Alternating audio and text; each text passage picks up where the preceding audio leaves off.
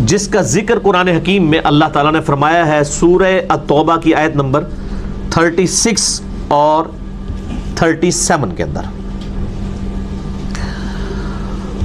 محرم کہتے ہیں حرمت والی چیز کو، یعنی یہ ایسا مہینہ ہے، اور باقی 3 مہینے جن کا ذکر آگے آئے گا، ان میں حرام کام کرنا خصوصیت کے ساتھ منع ہے، اور بعض حلال کام بھی حرام ہو جاتے ہیں۔ مثلا قتال آپ نہیں کر سکتے، ان مہینوں میں کافروں سے بھی آپ جنگ نہیں کر سکتے، اسی لیے اسے محرم کا مہینہ کہا جاتا ہے، عزت والا۔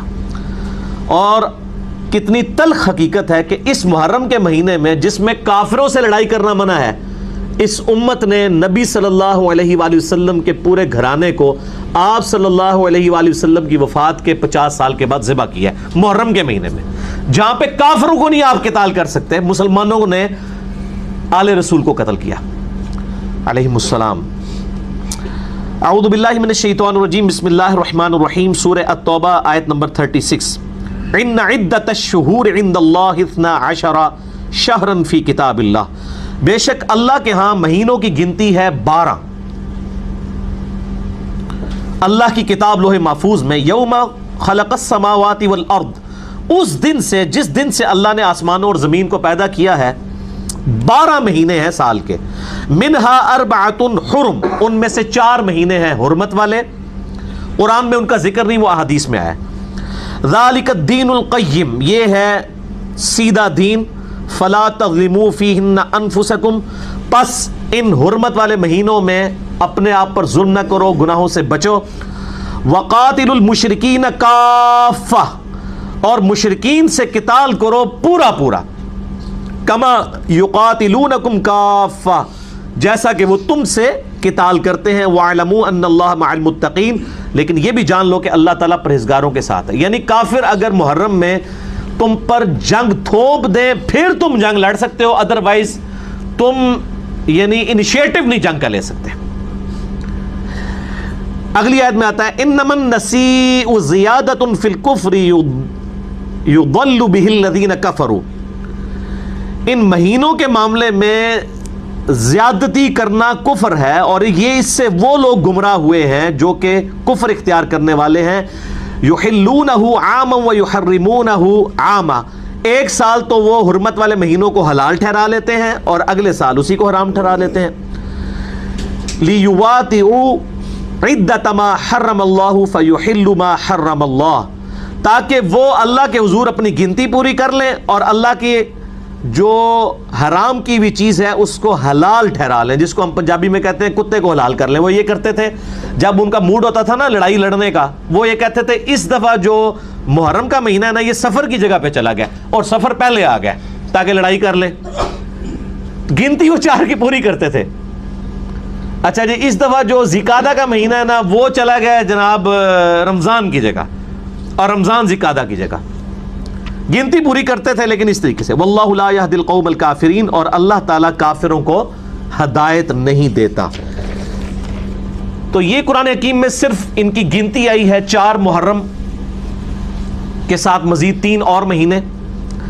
البتہ کفار مکہ کو یہ چیز عملی تواتر سے سنت ابراہیمی سے یہ بات پتہ تھی کہ یہ 4 مہینے کون سے ہیں، جیسا کہ قرآن حکیم میں الحج اشہر معلومات، حج کے مہینے سب کو پتہ ہیں۔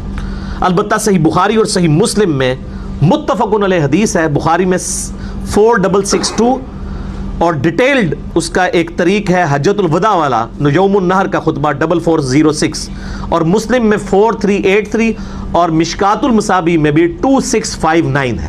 میں اکثر کہتا ہوں مشکات جو ہے یہ انسائکلوپیڈیا آف حدیث ہے، یعنی بخاری، مسلم، ابو داؤد، ترمذی، نسائی، ابن ماجہ، اس کے علاوہ بھی باقی 13 کے قریب کتابوں کا یہ آپ سمجھ لیں نوٹس ہیں۔ یہ ساری حدیثیں آلموسٹ جو میں ڈسکس کر رہا ہوں اس کے اندر مشکات کے اندر موجود ہیں۔ نبی صلی اللہ علیہ وآلہ وسلم نے ارشاد فرمایا، یہ یوم النہر کا خطبہ ہے، ایک حجۃ الوداع کا 9 ذو الحجہ کا خطبہ ہے، ایک 10 کا قربانی والے دن کا، یہ وہ خطبہ ہے۔ فرمایا کہ زمانہ گھوم گھما کر پھر اسی جگہ پر واپس آ گیا ہے کہ جیسا کہ اللہ نے اسے تخلیق کیا تھا زمین و آسمان کی تخلیق کے وقت۔ سال 12 مہینے کا ہے، ان میں سے 4 حرمت والے ہیں۔ زمانہ گھوم گھما کر کیا وہ ہر دفعہ چینج کرتے تھے نا، آج اس کو ادھر لے جائیں، اگلے سال اس کو ادھر، وہ اتنی آئٹریشنز پرفارم ہوئی، number of time iteration perform ہو کے خود بخود وہ اپنی اصلی جگہ پہ آ گئی نبی علیہ السلام کی بعثت کی برکت سے. ٹھیک ہو گیا؟ تو فرمایا اب اپنی جگہ پر آ گئے، یعنی اب اس کو کوئی چینج نہیں کرے گا. 4 حرمت والے مہینے ہیں، ان میں سے 3 متواتر ہیں، ذوالقعدہ، ذوالحجہ اور محرم، اور چوتھا الگ ہے رجب کا مہینہ. تو یہ 4 مہینے، ذوالقعدہ بھی کہہ سکتے ہیں، ذی قعدہ بھی، دونوں عربی میں الفاظ یعنی مستعمل ہیں.